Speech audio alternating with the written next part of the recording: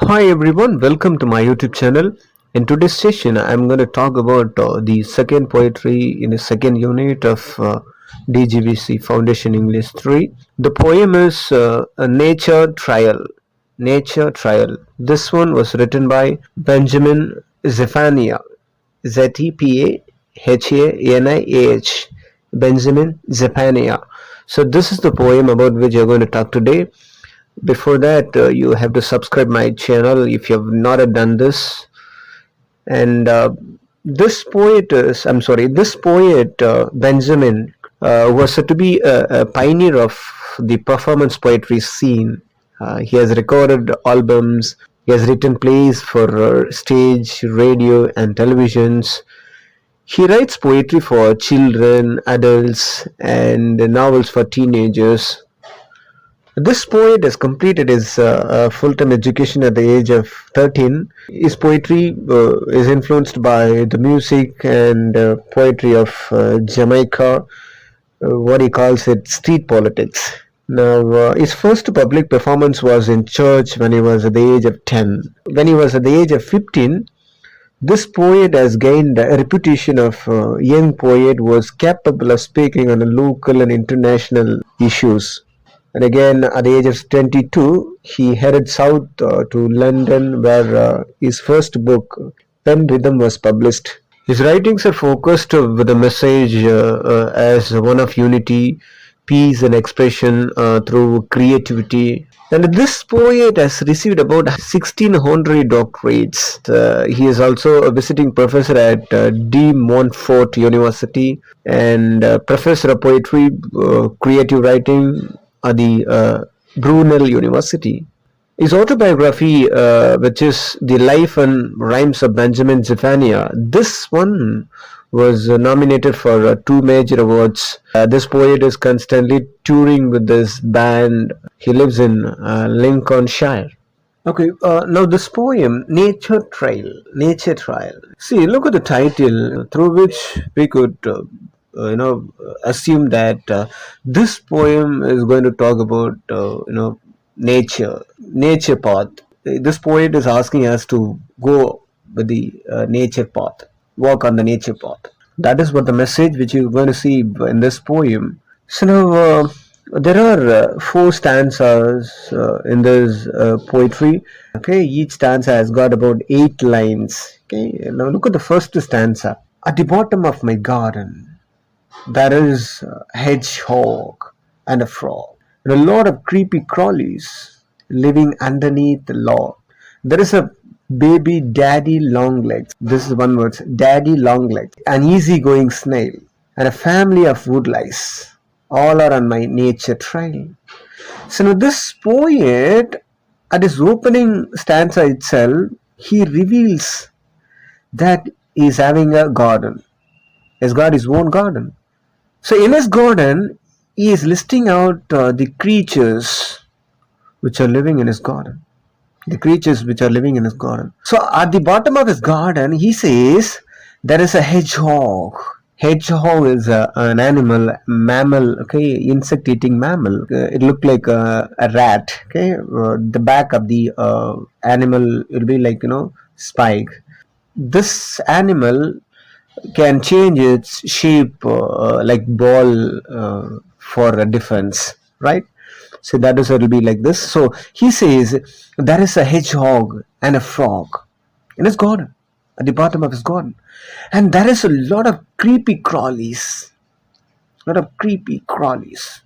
are there, which are living, underneath the log. He also says that there is a baby daddy longlegs. The daddy longlegs is a hyphenated word, okay, one word which is a small insect which almost look like a spider, but not a spider, okay, right? It's also called as crane fly.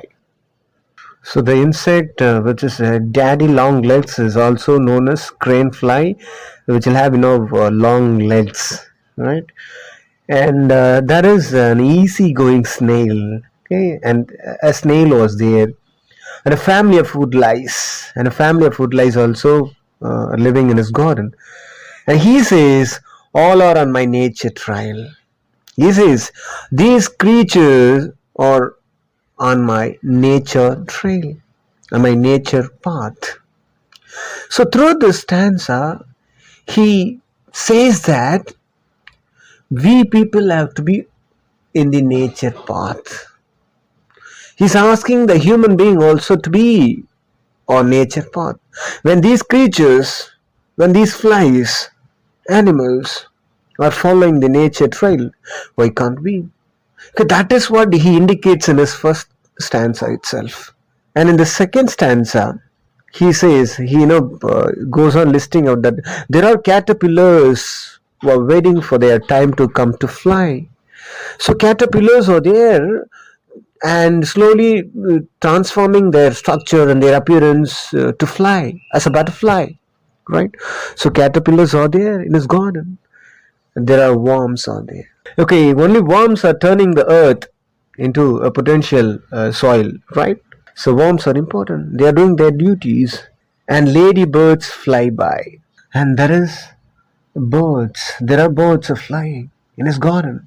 And he says birds will visit, cats will visit, but they always chose their time. I've even seen a fox visit this wild garden of mine. So now his list is going on. Like he's telling, like caterpillars are waiting to fly, and there are worms turning the earth over. And he also is telling that birds are flying, birds will visit, and cats also will visit. But they always chose their time, because with the birds, we cannot expect birds during the arrival of cats. So birds know when to visit the garden. So birds will visit, and cats also will visit.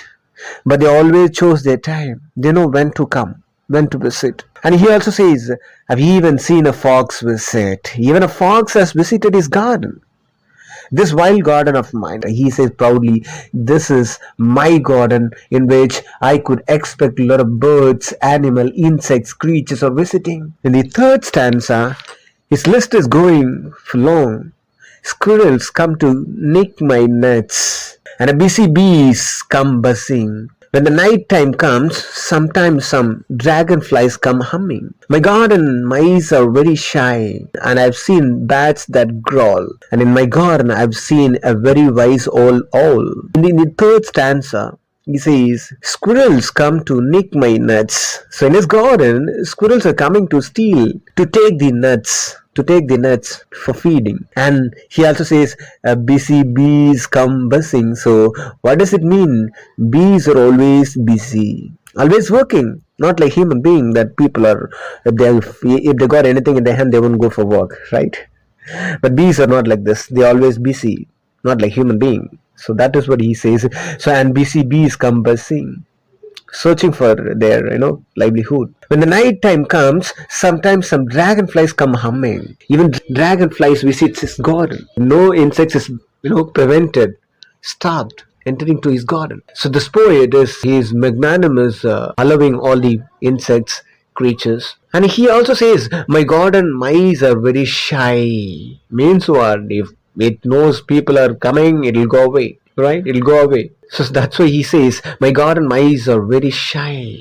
And I've seen bats that growl. He also seen that bats that screaming, making noise, which is noted. And in his garden, he also has seen very wise old owl. Even owl was staying in his garden. So he has given permission for all the animals, birds, creatures. He's not putting fence for them. He's not making fence for them. He permits all the insects because he knows what is the better path, nature path.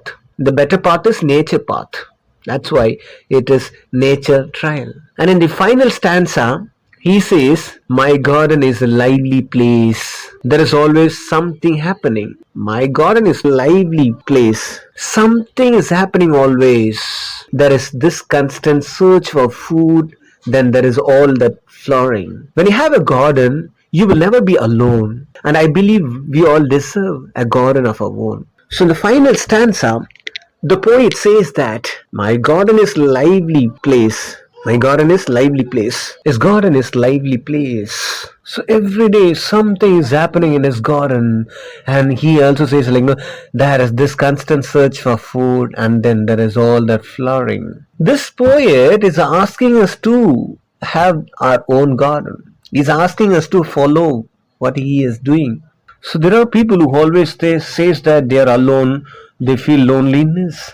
But he says you can have your own garden. If you have a garden, you will get all these creatures, animals, birds, then you won't have such feeling. So all of us deserve a garden of our own. So this poet is asking us to have our own garden, okay, with which people won't feel alone, right?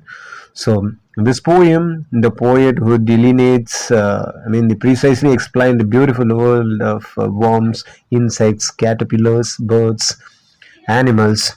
Okay, these are always active in his garden. Okay, so because of these creatures, his garden is always very active. Okay, his garden is very active place, and these creatures are busy in the bustle undercover in his garden. So these creatures are always busy in their bustle undercover. He also talks about the flowers and plants which make his garden look more beautiful. See, not only the insects, the creatures, also the plants, flowers which are in his garden or make the garden more beautiful. Okay, end of the poem, he says, anyone who has a garden can never feel alone. So don't feel alone. If you feel alone, you can have your garden, right? So he appeals that all people, men and women, okay, irrespective of the gender, should have a garden, okay, which will make them very happier.